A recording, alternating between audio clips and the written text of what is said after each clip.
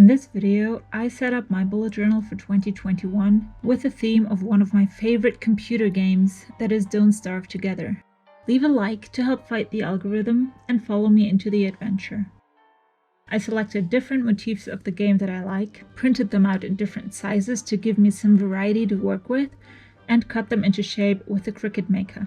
The images I found online, but some of them are also made available by Klei, the studio who made this game. For those who don't know, Don't Starve Together is a survival game that is extremely cute, but also challenging and does not forgive many mistakes. You choose a character like this cute little plant guy here, for example, and you're thrown into this world of forests, meadows, swamps, desert, and waters without any instructions but to survive. A big part of the game is to gather resources like grass, twigs, stones, and others, and for food you can kill spiders, catch rabbits, fish fishes, or cultivate some veggies.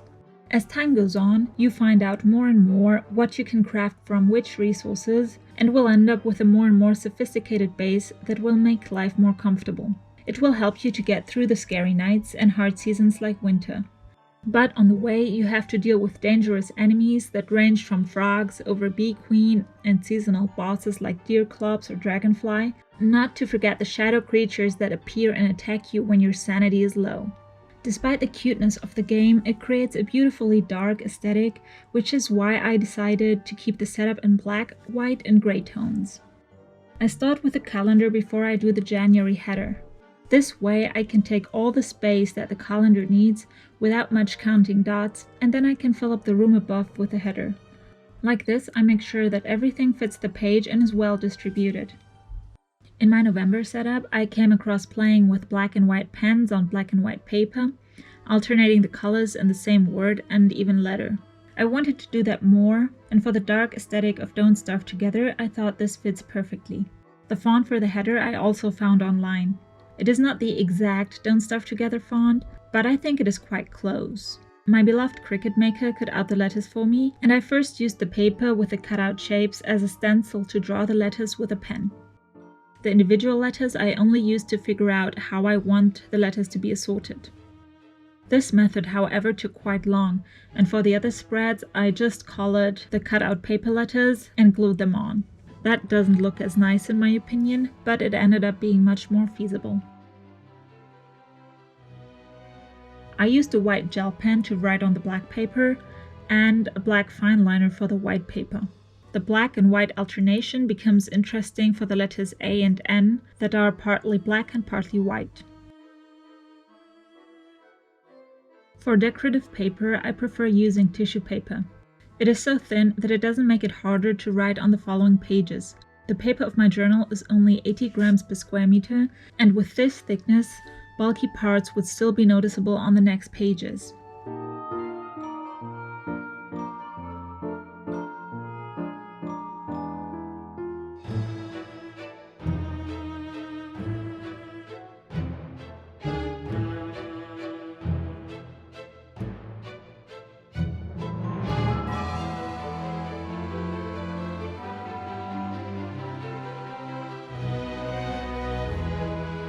I like my calendar page to be multifunctional.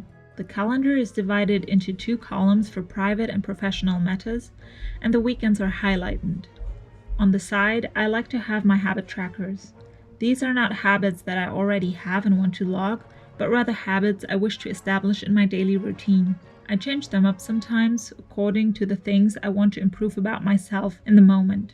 I track the category Keeping Up with the News, indicated with a mini globe here, for example, for quite a long time until I thought this was well established in my routine.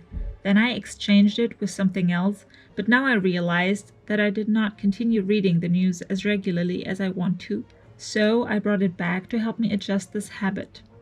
Because these are habits I aspire for, I always limit myself to 4 in order to keep things on a realistic and doable level.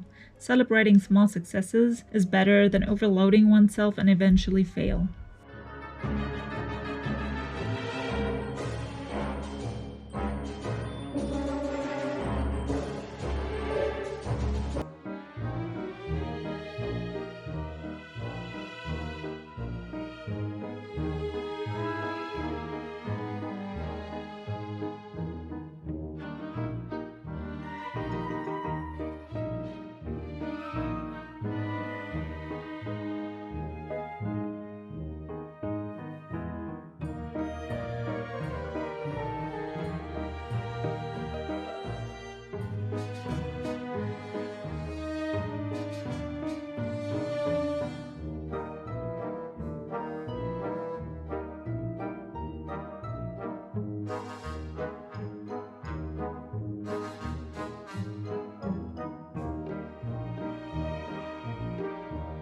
I completed my January dashboard with the second page where I can write down all the general and long-term things that are going on that cannot be bound to a specific day.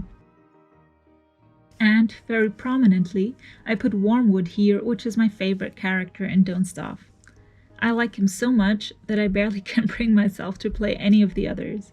He is a little plant and very good at farming. Chopping down trees hurts his sanity, but planting new ones makes him happy. I mean, how adorable is this? And in spring, he will bloom with a huge flower on his head that gives him additional powers like walking really fast, but unfortunately also attracts bees that sting him.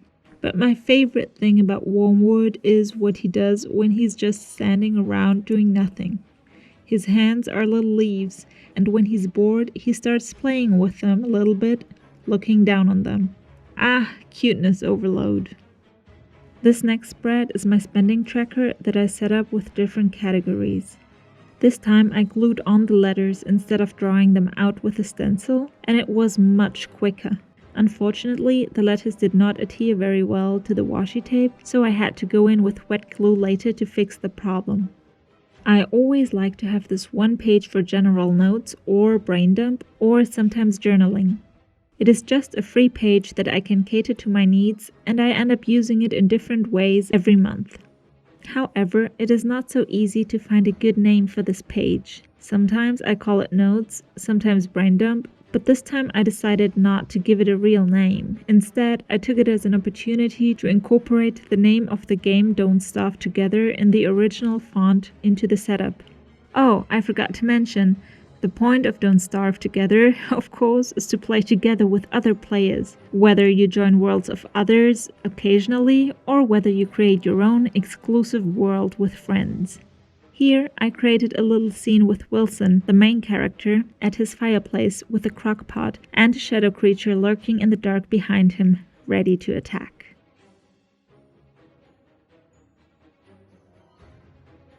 Next up are my weekly spreads.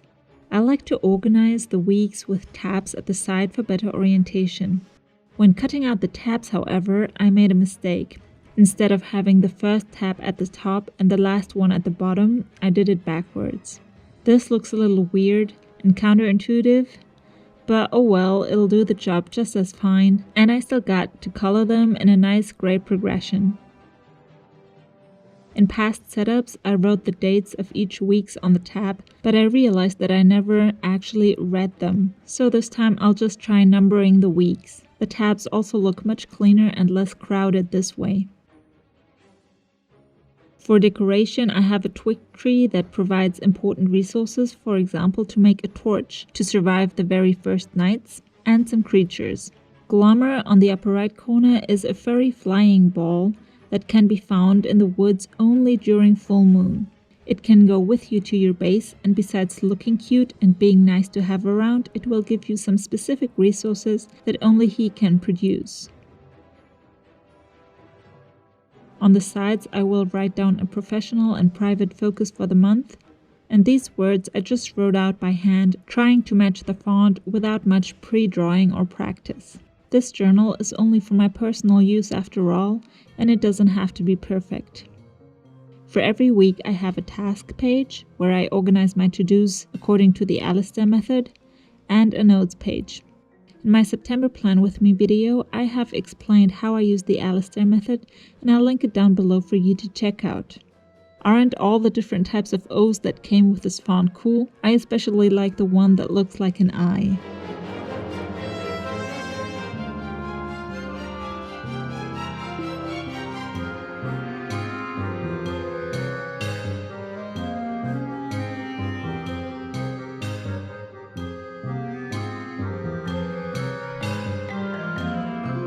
The buffalo-type animal is my favorite wild animal in the game, the beefalo.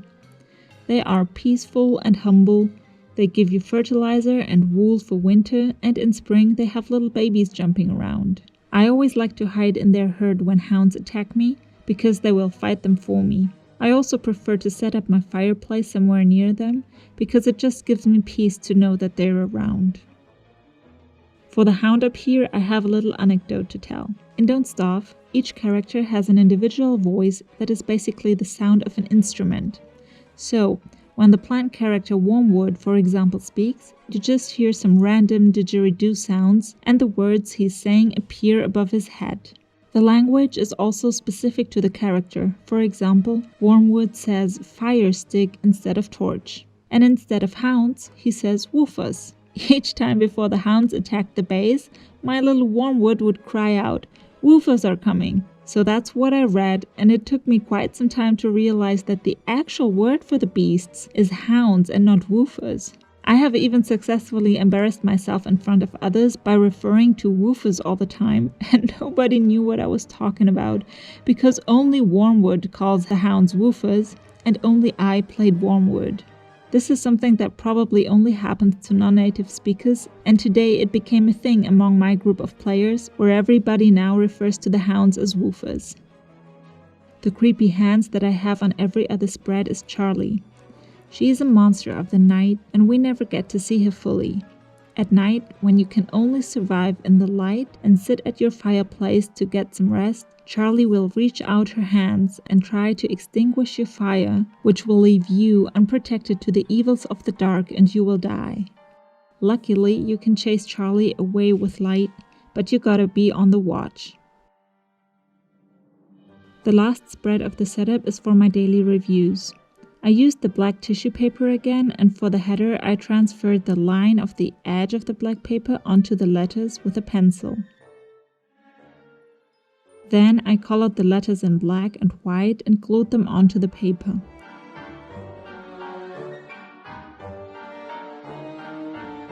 I really like how the black and white transition came out. The music, by the way, is from the game.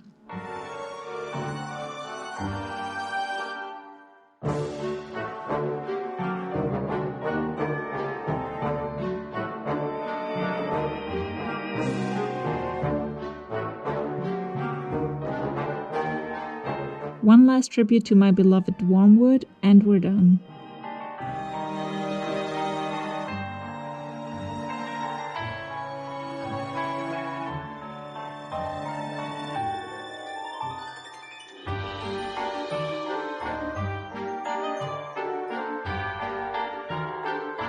I kinda like how the rabbit progression came out here, where the rabbit transforms into a black rabbit, like they do in the game when your character has sanity issues and harmless pretty things become scary and dangerous in your mind. I hope you enjoyed this video. Let me know in the comments how you like the setup, and if you play Don't Starve, tell me which character is your favorite and why. And I wish you a revitalizing January of 2021.